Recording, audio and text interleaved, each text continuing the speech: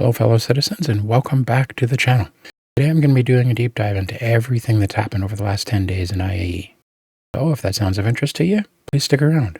Without further ado, let's hop into it.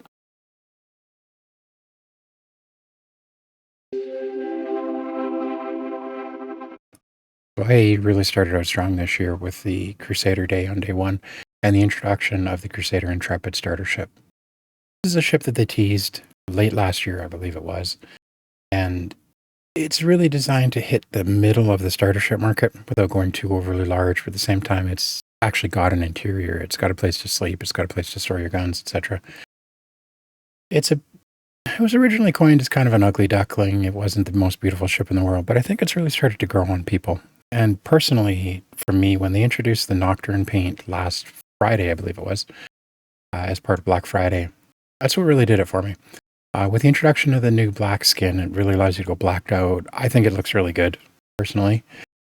That being said, it might be a little bit on the undergun side, but it's really not meant to be a massive gunship. It really is meant to be just a starter ship that really lets you get your hands dirty in the game.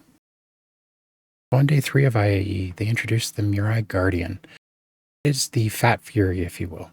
So it's supposed to be the heavy fighter version of the Fury, that little tiny fighter ship that we have in the game right now. They also alluded to a MISC Fortune ship coming up.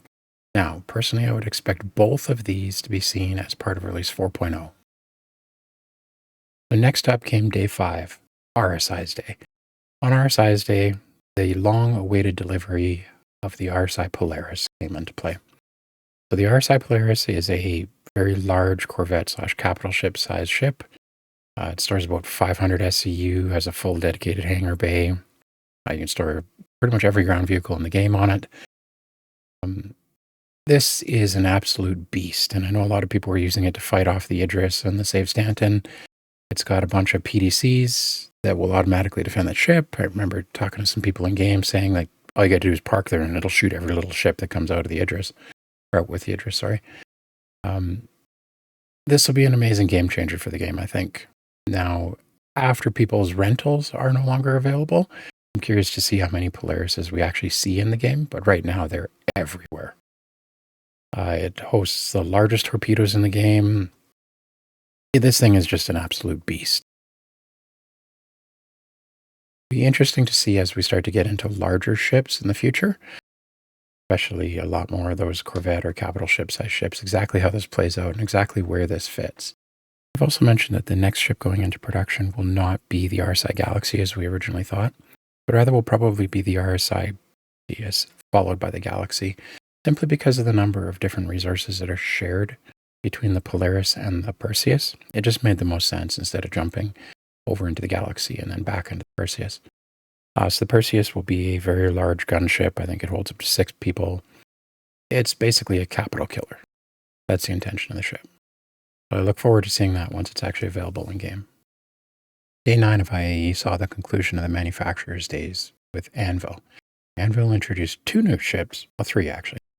They have the Terrapin Medic, which is a medic ship built upon the Terrapin frame, if you will. They also did some updates to the Terrapin to accommodate for this, as well as the F7C Ghost and the F7C Tracker.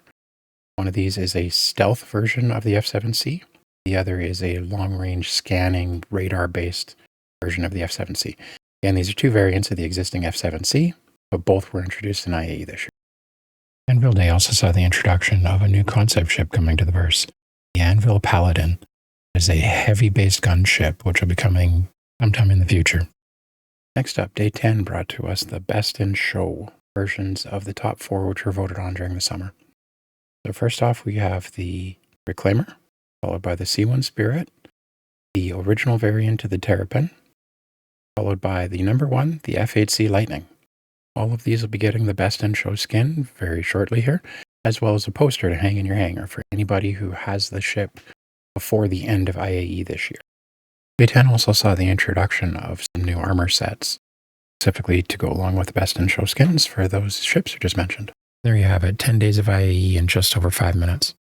Once again, thank you very much for everyone who came and watched my regular videos. Please like and subscribe if you want to see my future content. I'll dive further into Star Citizen.